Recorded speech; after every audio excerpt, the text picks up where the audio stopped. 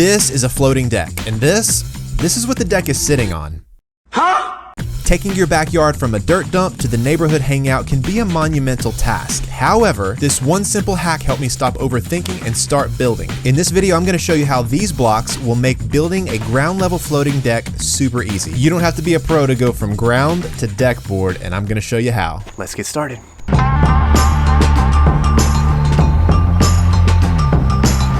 The goal of this project is to build a ground level or floating deck without having to use concrete footers, use concrete blocks which can be pretty heavy, or be attached to the house. And we're going to achieve this by using a product called Tuff Blocks, but more on that later. We're going to kick this project off by doing a little bit of site prep.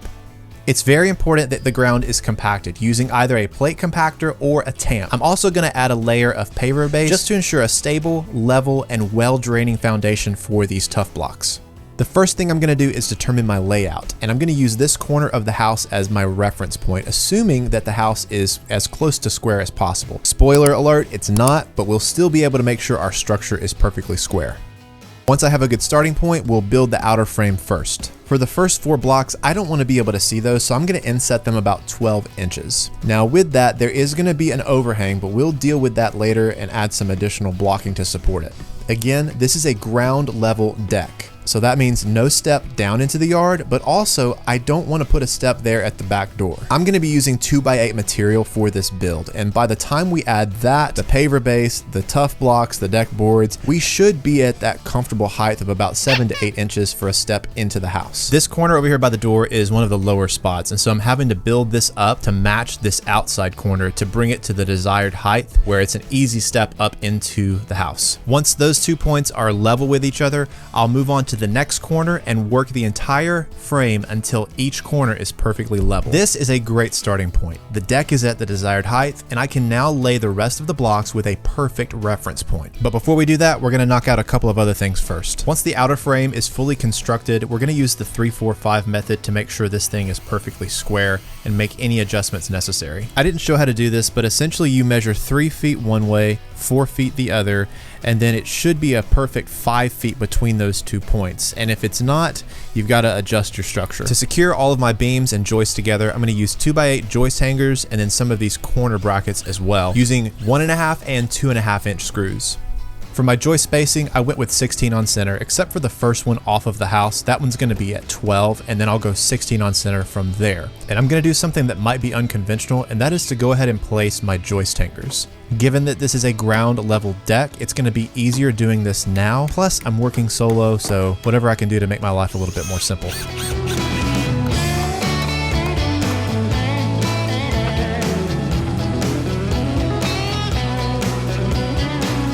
And this is what it should look like. But no structure is complete without testing it by becoming a funambulist. Say that 5 times fast. Funambulist, funambulist,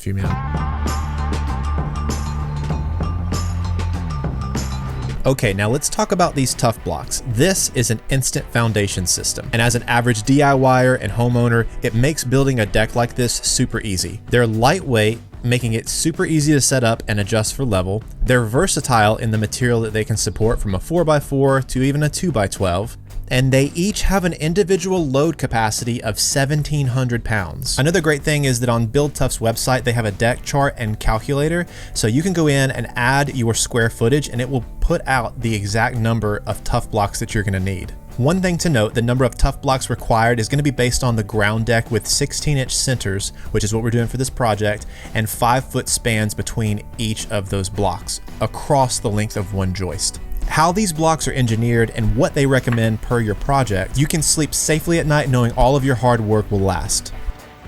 Now again, we want to make sure that we have a very well compacted surface, so I spent a lot of time tamping the ground, laying out the paver base, and tamping that as well. As soon as the foundation is compacted, we're ready to lay the blocks and start putting the joist in. Based on Tuff Build's recommendations, I'm going to use 40 blocks. That's 4 rows of 10, and they're spaced 5 feet apart. Since we built the outer frame first, and it's level, our joist hangers are installed, we can use those as reference points to lay each block, leveling them to one another as we go. Once we put in our first joist, that entire run will be level, unless of course there's any significant bow in the board.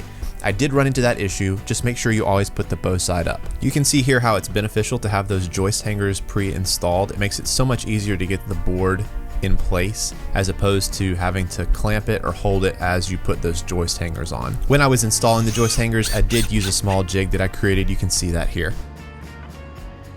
Okay, but what if the width of one of those joists is a little bit thicker or a little bit less? Well, I only put 2 screws into the joist hanger when I was pre-installing them, so if I have to make any adjustments, super easy to do. One question you might have is, okay, what about ground settling?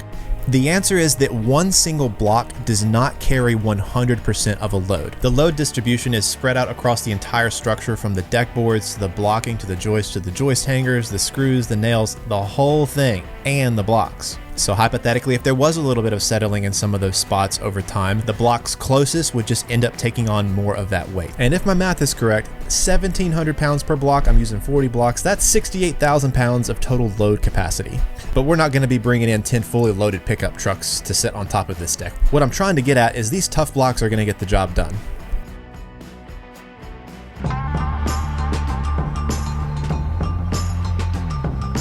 Now it's time to add the joist and add all of the blocking. You can see here in the foreground how I've already added some of the blocking for the overhang. I did this portion early on. I don't think it matters when you do it, it just matters that you do it. You'll probably notice here that there is a little bit of a sag, and that will be corrected by the time we add the rest of the deck joists and all of the blocking in between there. But it also could be that I'm pushing the limits for how far out this overhang can actually go. It's about 12 inches. For a deck this size, I probably wouldn't go any further than that. I ended up having to add more blocking later on and a couple more tough blocks to be able to support this overhang. I do have a couple of ideas as to how I could have approached this a little bit differently so I wouldn't have run into this issue, but hindsight's 2020 and it's not a deal breaker. But let me know your ideas in the comments.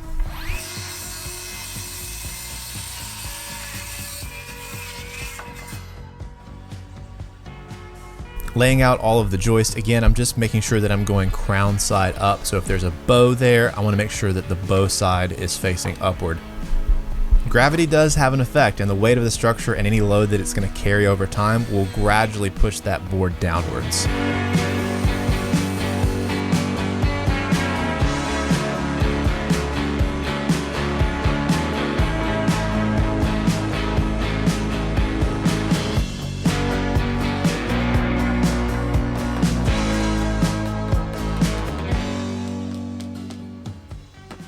And a short time later, all of the joist and all of the cross bracing or the blocking was complete. And I corrected the sag on this overhang by adding a couple more tough blocks and just a little bit more of that blocking. Now it's time to add the joist tape. The jury is still out on this. Some people swear by it. Some people say, I've never used it. I built a deck 30 years ago without this stuff and no waterproofing and it's still standing. I just encourage you to do your research on it and make the decision for yourself. And if you've got the budget for it, go for it. The motto I try to live by, I'm glad I did, instead of I wish I had. All right, we are ready to rock and roll on the deck boards. I have triple, double, quadruple checked everything. We've got all of our joist tape down. I've got to fix the weed barrier a little bit, but this afternoon we're going to knock out these deck boards. For the deck boards, we're going to be using the Camo system. This is the Camo Marksman Pro X1, and we're going to be using an 1 7/8" diameter screw. My goal for these deck boards is to have a 1-inch overhang, and then I'm going to miter this corner.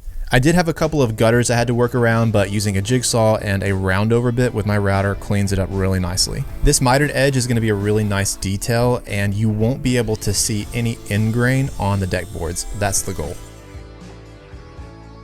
When it comes time to put all these deck boards down, this is where being young or having a little bit of help would be really nice, because man, I was bent over for a long period of time and my low back was killing.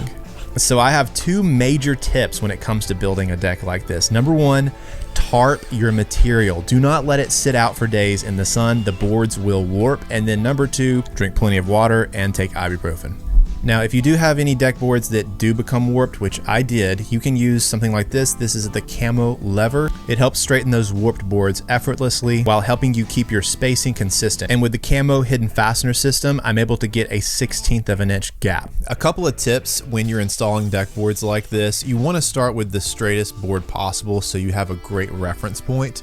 Otherwise, you're going to be battling these deck boards for hours. And what's going to end up happening is if you start with a crooked board and you space them evenly, all the other deck boards are going to be just as crooked. The camo system gaps it 1/16 of an inch, but you can see there are some spots where it's a bit more gapped. And basically what I'm doing is finding the straightest boards I can, laying them out. This board right here is gapped a 16th of an inch right here, but you can see about midway it's gapped much more. But the board is straight. This one was really straight. The reason why, it's just a defect in the board in that area. So if I go in and I try to gap it at 1/16 of an inch, what's going to end up happening is it's going to curve inward a little bit. Basically what I'm trying to say is a tip if you're working with boards that are this long, 167.5 inches, lay the board out and use a string line, use your eye, set one end, and just get a good reference as to where the defects are and where it's starting to curve, and then go from there essentially.